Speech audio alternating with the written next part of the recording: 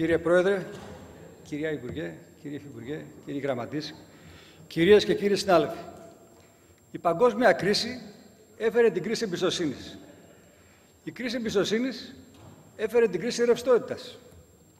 Η κρίση ρευστότητας έκλεισε πάνω από 10.000 επιχειρήσεις την προηγούμενη χρονιά, διότι η προηγούμενη κυβέρνηση δεν πρόλαβε να θωρακίσει ούτε την οικονομία, αλλά ούτε και να υποχρεώσει τις τράπεζες να στηρίξουν τις επιχειρήσεις.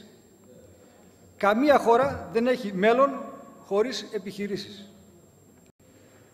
Το στίχημα νομίζω δεν είναι κυβερνητικό, αλλά είναι εθνικό.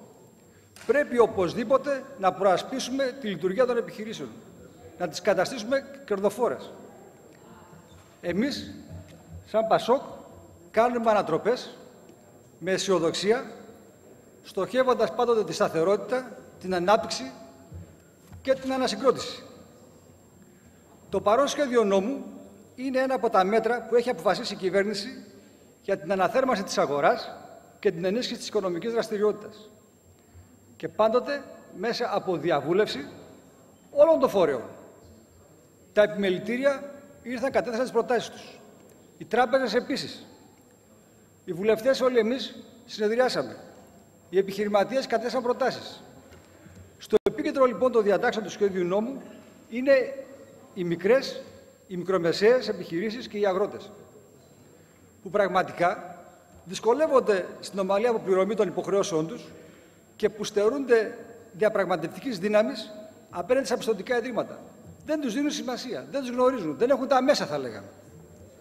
Το σχέδιο νόμου δίνει τη δυνατότητα σε επιχειρήσεις, επαγγελματίες και αγρότες που έχουν περιέλθει σε δυσχερή θέση μέσα από την αναστολή της εξυπηρέτησης ή τη ρύθμιση των δανειακών τους υποχρεώσεων να ανασάνουν, καθώς και να διατηρήσουν τη βιωσιμότητά τους και τη συνέχιση των επιχειρηματικών δραστηριοτήτων τους. Το παρόν σχέδιο νόμου περιλαμβάνει συνολικά 11 άρθρα και συγκεκριμένα. Το άρθρο 1 περιλαμβάνει ρυθμίσεις για φυσικά και νομικά πρόσωπα, τα οποία έχουν συνάψει με τράπεζες συμβάσεις δανείων ή πιστώσεων για επιχειρηματικούς, επαγγελματικούς ή αγροτικούς σκοπούς, οι οποίες συμβάσεις όμως έχουν καταστεί ληξιπρόθεσμες μετά την 30 Έκτου του 2007 και μέχρι τη δημοσίευση του παρόντος νόμου.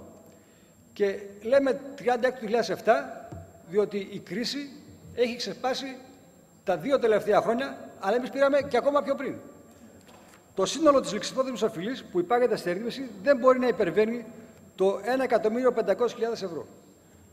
Όσον αφορά δε την αποπληρωμή της προκύπτουσας οφειλής, γίνεται σε χρονικό διάστημα ίσο με αυτό που απομένει ή θα απέμενε μέχρι τις λήξεις της σύμβασης, προσαυξάμενο κατά 2 έτη. Κατά τα 2 πρώτα έτη θα καταβάλλονται μόνο τόκοι και η αποπληρωμή θα γίνεται με ισόποσες περιοδικές δόσεις, σύμφωνα με την περιοδικότητα του εκτοκισμού που προβλεπόταν από τη σύμβαση. Ειδικά για ληξιπρόθεσμες οφειλές από καταγγελθείς συμβάσεις, η διάρκεια της αποπληρωμής δεν μπορεί να είναι μικρότερη από 7 έτη και γίνεται και αυτή με ισόποσες μηνιαίες δόσεις. Ο υπολογισμός των τόκων θα γίνεται με το συμβατικό επιτόκιο της ενήμερης οφειλής και όχι με τόκους υπερημερίως, τόκους πάνω στους τόκους κλπ. Οι ρυθμίσεις αφορούν και τις ληξιπρόθεσμες οφειλές από συμβάσεις που θα καταγγελθούν από την ψήφιση του παρόντος και μέχρι την 15 Τρίτου του 2010. Επίσης, δίνεται η δυνατότητα ρύθμισης και των οφειλών που έχουν καταστεί ληξιπρόθεσμες μετά την 1η Πρώτου του 2005 και μέχρι την 30 Έκτου του 2007, υπό τον όρο ότι θα αποπληρωθεί μέχρι τις 15 Πέμπτου του 2010 ποσό ίσο με το 10% της οφειλής που προκύπτει, χωρίς να υπολογίζονται τόκοι υπερημέρειας και ανατοκισμού. Αν ο οφειλέτης αποπληρώσει το 50% της οφειλής, διαγράφονται οριστικά οι τόκοι υπερημερίας και ανατοκισμού πλην των ήδη καταβληθέντων μέχρι την έναρξη της ισχύως του νόμου. Οι αιτήσεις για την υπαγωγή και στη ρύθμιση των οφειλών υποβάλλονται μέχρι τις 15 Τετάρτου του 2010. Δίνεται η δυνατότητα ρύθμισης και ληξιπροθέσμων οφειλών από συμβάσεις χρηματοδοτικής μίσθωσης, leasing δηλαδή, που δεν έχουν καταγγελθεί ή έχουν καταγγελθεί μετά τις 15 Δεκάτου του 2009. Η δυνατότητα της αποπληρωμής της οφειλής δεν μπορεί να υπερβαίνει τον εναπομένοντα μέχρι τη λήξη της μίσθωσης χρόνου και είναι φυσιολογικό. Με το άρθρο 2, η αποπληρωμή των ενήμερων οφειλών για τις περιπτώσεις εκείνων των οφειλετών που αδυνατούν να ανταποκριθούν στις υποχρεώσεις τους δίδεται. Πρώτον, περίοδος χάριτος 1 έτους χωρίς καταβολή τόκων και κεφαλαίου, με αντίστοιχη παράταση της συμβατικής διάρκειας του δανείου και κεφαλοποίηση των τόκων στη λήξη της περίοδου χάριτος. Είναι πολύ σημαντικό αυτό. Β.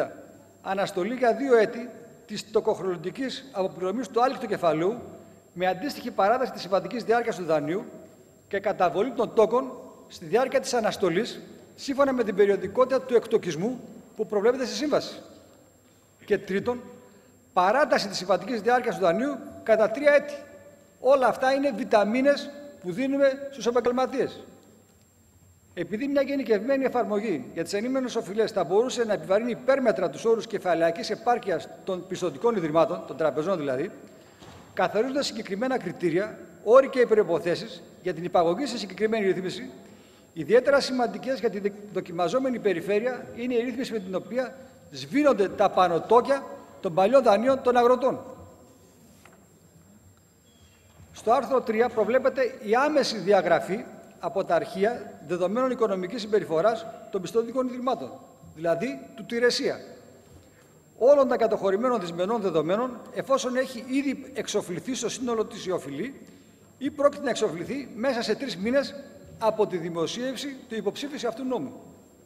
Επίσης, έρεται κάθε περιορισμός χορήγησης νέου βιβλιαρίου επιταγών για επιταγές που έχουν εξοφληθεί ή θα εξοφληθούν μέσα σε 3 μήνες από τη δημοσίευση του νόμου.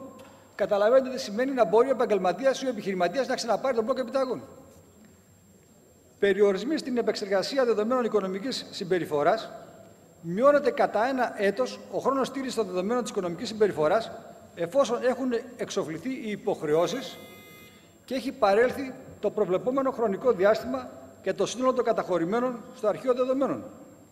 Συγκεκριμένα, ο χρόνος στήριξης δεδομένων οικονομικής συμπεριφοράς δεν μπορεί να υπερβαίνει τα 2 έτη.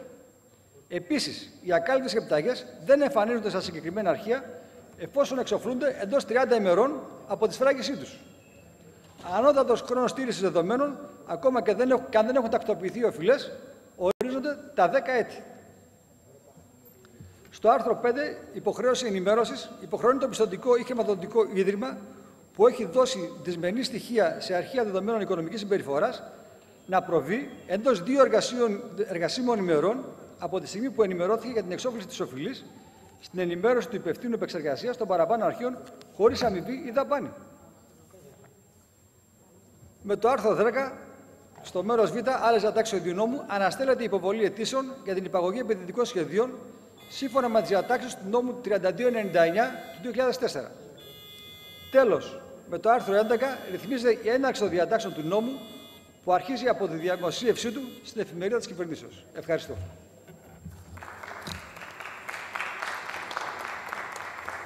Ευχαριστούμε τον κύριο Βό. Το λόγο έχει ο βουλευτής του ΠΑΣΟΚ.